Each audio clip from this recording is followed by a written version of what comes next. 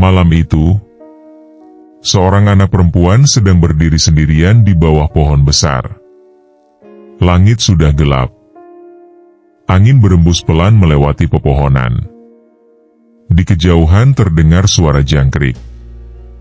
Dan dari balik kegelapan, terdengar suara seorang perempuan. "Jangan pulang dulu." Anak itu menoleh. Tidak ada siapa-siapa. Kemudian suara itu terdengar lagi. Lebih dekat. "Di sini saja." Anak itu perlahan melangkah menuju sumber suara. Namun sebelum ia sampai, sebuah tangan panjang muncul dari balik pohon. Bukan untuk menyakiti, melainkan seperti sedang mengajak pergi. Anak itu terdiam. Kemudian, dari balik pohon muncul sosok perempuan. Rambutnya panjang dan kusut. Wajahnya pucat. Pakaiannya lusuh. Dan kedua matanya menatap anak itu dengan tatapan yang sulit dijelaskan. Bukan marah. Bukan pula bahagia. Melainkan seperti seseorang yang sedang menahan kesedihan yang sudah terlalu lama. Sosok itu berbisik, "Jangan takut. Aku cuma tidak ingin kamu sendirian." Anak itu menggenggam tangannya. Dan mereka berjalan semakin jauh ke dalam kegelapan. Tidak ada yang tahu kemana mereka pergi. Namun sejak malam itu, warga desa mulai percaya bahwa ada sesuatu yang tinggal di bawah pepohonan tua.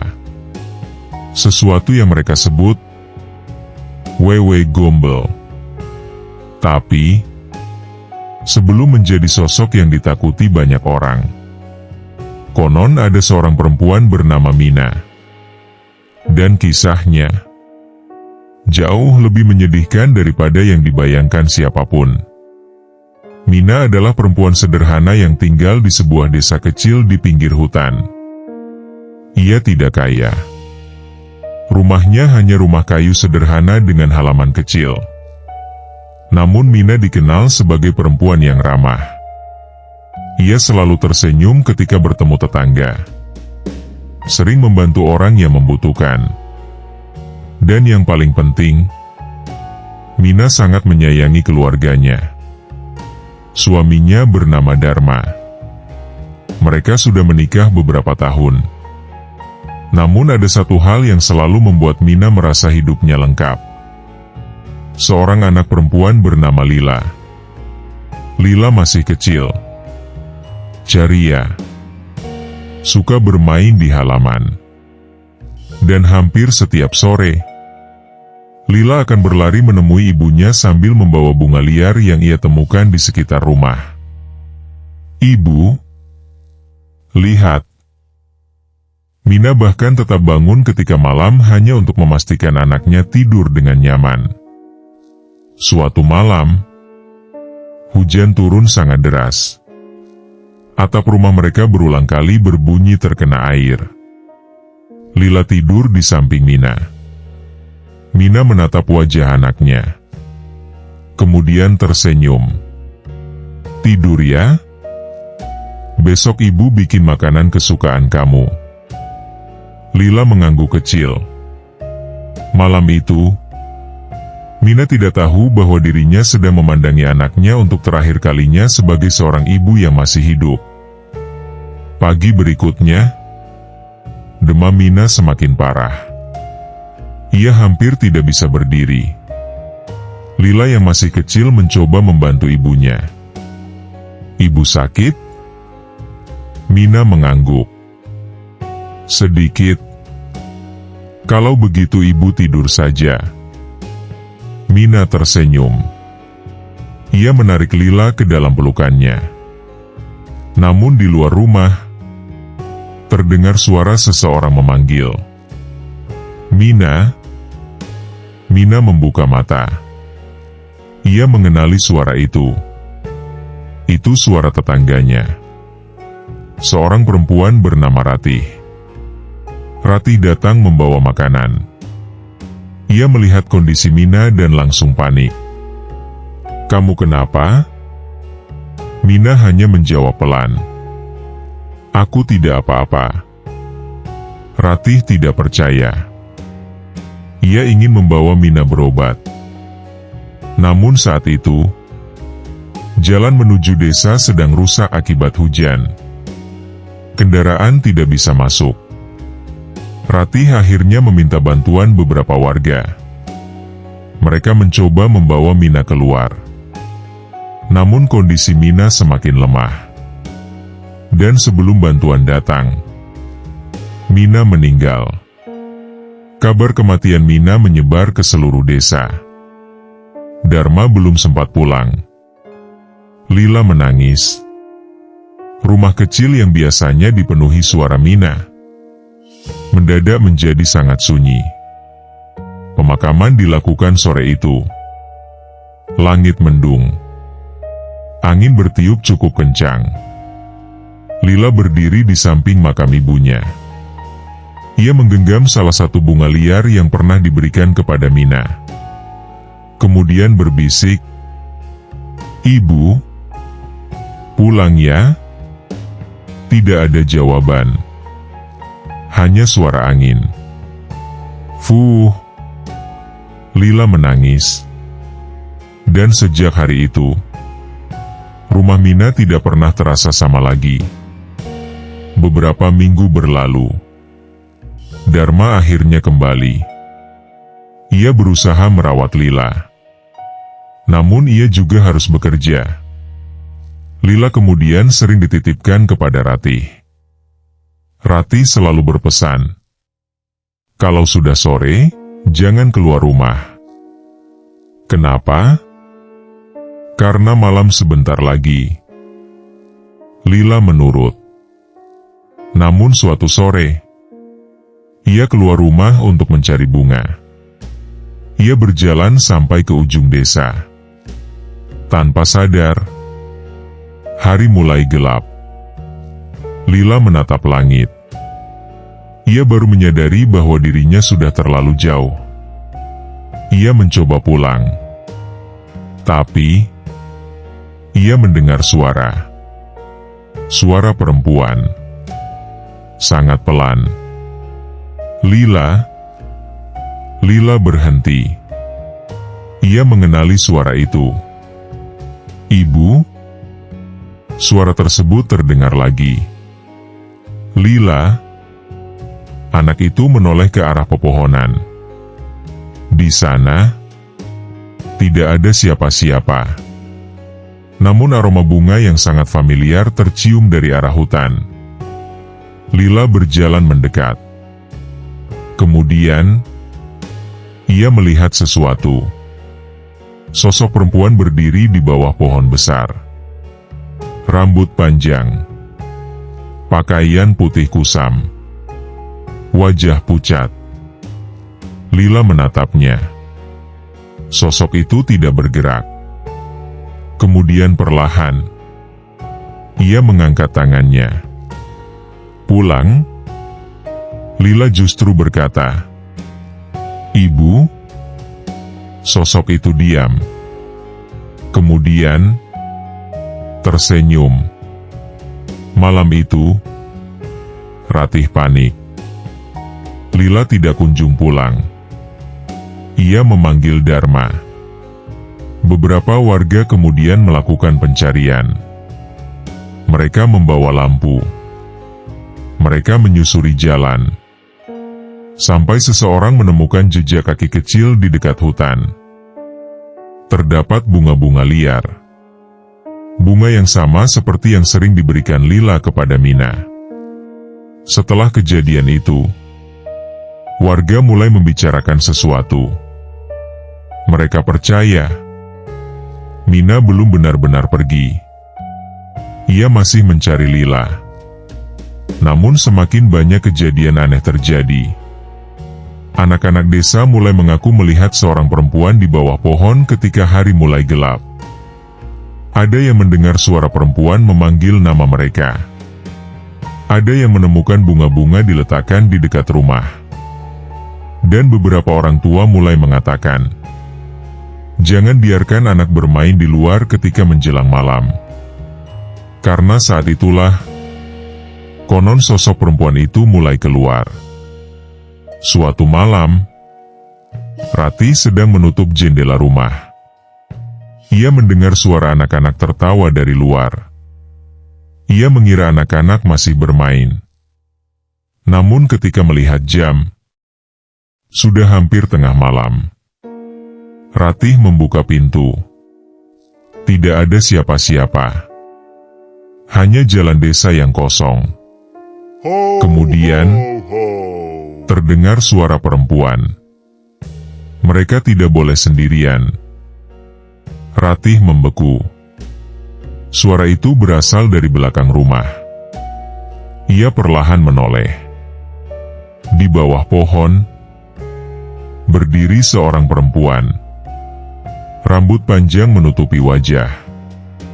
Tubuhnya kurus. Tangannya terlihat sangat panjang. Dan di belakangnya, ada beberapa bayangan kecil. Ratih menutup mulut. Ia tidak berani berteriak. Sosok perempuan itu kemudian menatapnya. Dan berkata, aku hanya menjaga mereka. Ratih langsung masuk rumah dan mengunci pintu. Ia tidak pernah menceritakan semuanya kepada orang lain. Tapi sejak malam itu, ia tidak pernah membiarkan anak-anak keluar setelah matahari terbenam. Cerita tentang perempuan tersebut semakin menyebar. Orang-orang mulai menyebutnya dengan berbagai nama. Namun nama yang paling sering digunakan adalah Wewe Gombel. Sosok perempuan gaib yang konon muncul menjelang malam. Ia sering dikaitkan dengan anak-anak yang masih berada di luar rumah. Ada yang percaya ia menculik anak-anak. Ada pula yang mengatakan, ia hanya membawa anak-anak yang merasa tidak disayangi atau ditelantarkan. Karena menurut cerita yang berkembang, Wewe Gombel bukan sekadar sosok yang ingin menakuti. Ia adalah gambaran dari seorang ibu yang kehilangan sesuatu yang paling ia cintai. Dan karena itulah, ceritanya terasa jauh lebih menyedihkan. Namun ada satu malam yang membuat warga benar-benar ketakutan. Lila kembali hilang. Kali ini, Dharma sudah berjanji tidak akan membiarkannya keluar sendirian. Tapi ketika ia sedang mengambil air, rumah tiba-tiba sunyi. Lila, tidak ada jawaban. Dharma mencari ke seluruh rumah. Kosong. Pintu belakang terbuka. Ia langsung tahu. Dharma berlari menuju hutan. Warga kembali membantu. Mereka mencari sampai malam. Sampai terdengar suara dari balik pepohonan. Jangan cari dia. Semua berhenti. Dharma berteriak. Siapa? Suara perempuan itu menjawab. Dia tidak kesepian di sini. Dharma menangis. Lepaskan anak saya. Kemudian terdengar tawa kecil. Hehehe. Dharma berlari mengikuti suara itu. Sampai ia melihat sebuah pohon besar. Di bawah pohon, Lila sedang tidur. Dan di belakangnya, berdiri sosok perempuan. Rambut panjang. Pakaian lusuh. Wajah pucat. Dharma langsung berteriak. Mina. Sosok itu diam. Untuk beberapa detik, tidak ada suara. Kemudian perlahan, sosok tersebut menoleh. Dharma melihat wajahnya. Itu memang Mina. Tapi bukan Mina yang ia kenal. Matanya kosong. Wajahnya pucat. Rambutnya menutupi sebagian wajah. Dan senyumnya terlalu lebar. Dharma gemetar. "Mina?" Sosok itu menatap Lila. Kemudian berkata, "Aku cuma tidak ingin dia sendirian." Dharma menangis. "Dia bukan milikmu lagi." Mina menatap Dharma. "Dia anakku." Angin tiba-tiba bertiup sangat kencang. Pepohonan bergoyang. Lampu-lampu warga hampir padam. Dan dalam sekejap, sosok itu menghilang. Lila terbangun. Dharma langsung memeluknya. Sejak malam itu, tidak ada seorang pun yang berani pergi ke hutan setelah gelap. Bertahun-tahun kemudian, Lila sudah tumbuh dewasa. Ia masih mengingat ibunya. Namun ada satu hal yang tidak pernah ia ceritakan kepada siapapun. Setiap kali ia kembali ke desa, ia selalu melihat sosok perempuan berdiri di bawah pohon yang sama. Tidak pernah mendekat. Tidak pernah mengganggu. Hanya berdiri dan memperhatikan. Sampai suatu malam, Lila memberanikan diri mendekat. Ia berdiri di bawah pohon. Kemudian berkata, "Ibu?" Sosok itu muncul. Lila tersenyum. "Aku sudah besar." Sosok itu tidak menjawab. Lila meletakkan sebuah bunga di tanah. Bunga yang sama seperti yang dulu sering ia berikan kepada Mina. "Aku nggak takut lagi." Sosok itu menatap bunga tersebut. Kemudian, perlahan menghilang bersama kabut.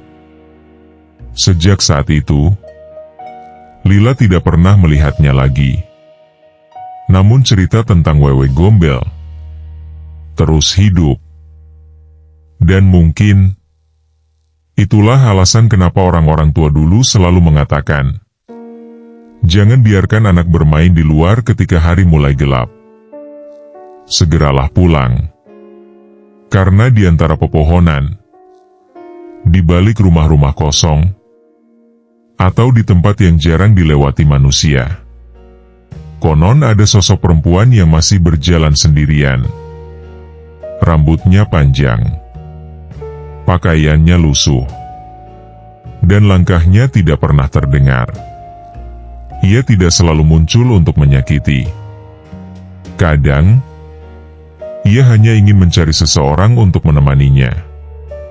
Seseorang yang menurutnya sama-sama kesepian.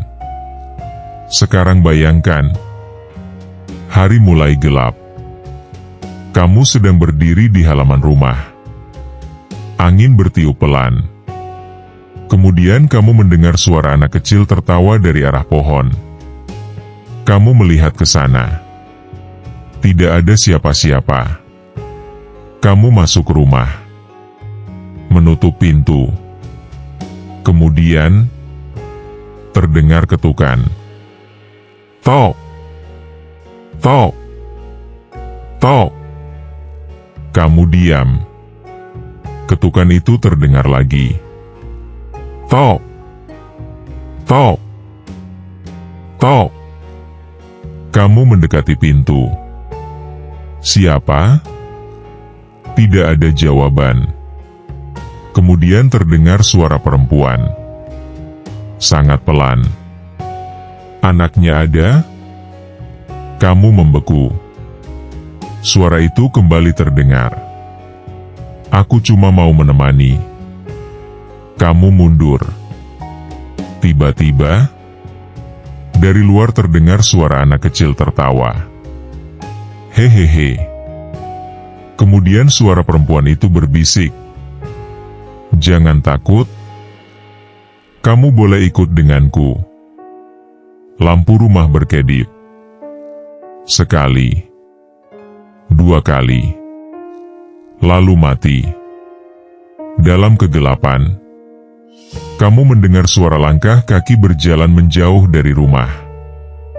Perlahan, sangat perlahan, sampai suara itu menghilang. Kamu memberanikan diri melihat melalui jendela. Di bawah pohon, ada seorang perempuan berdiri. Rambutnya panjang, tubuhnya membelakangi rumah.